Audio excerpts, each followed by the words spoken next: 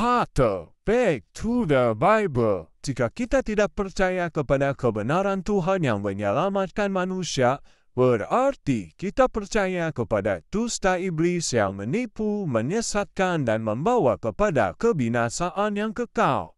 Ada seorang saudara kita sebagai guru agama sebenarnya tidaklah pantas memakai ayat Alkitab dengan mencomot satu ayat untuk menyesuaikan keinginannya supaya sama kebenarannya dengan yang tertulis di dalam kitabnya.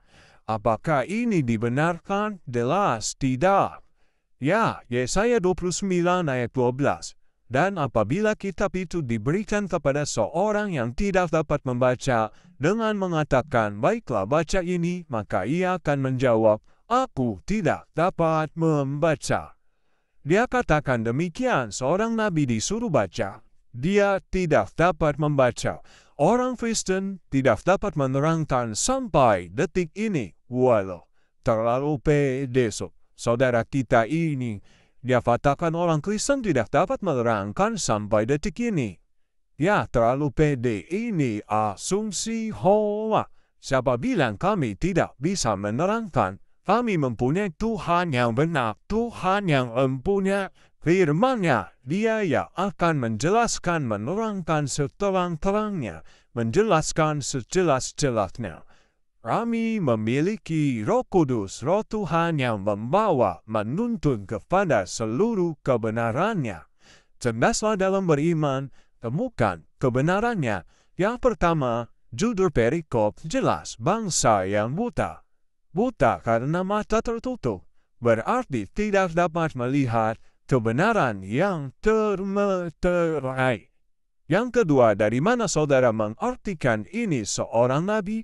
Nabi yang tidak dapat membaca, memang nabi siapa? Sebelum saudara jawab, jawablah pertanyaan ini. Apakah jika seorang nabi tidak mendapat anugerah kenabian dari Tuhan, bisa jadi nabi? Silakan jawab dengan jujur.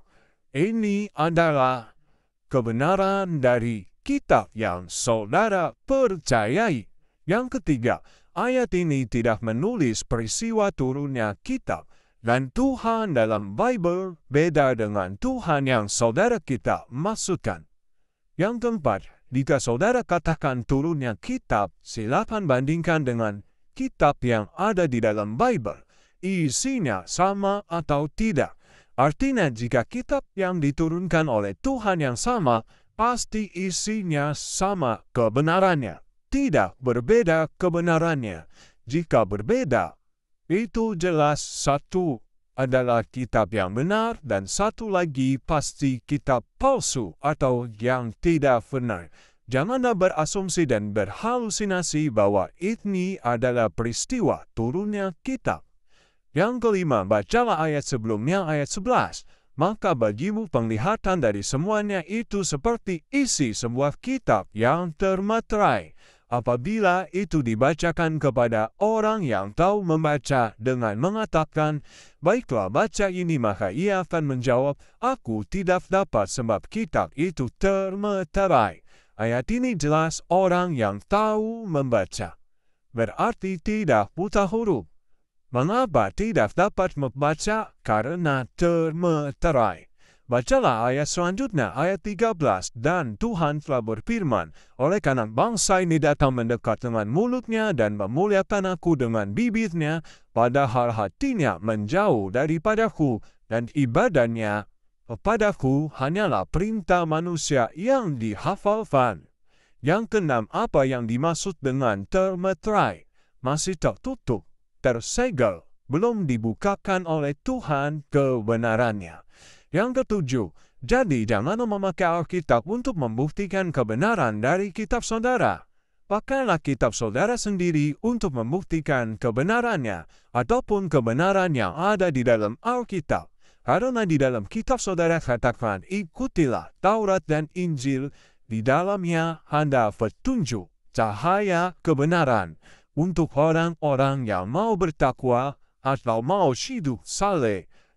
Jadi saudara bisa buktikan kebenaran Alkitab berdasarkan apa yang tertulis di dalam kitab saudara. Jika saudara masih beranggapan itu nabi saudara, berarti saudara mengakui kebenaran Alkitab. Bible terbukti benar, bukan?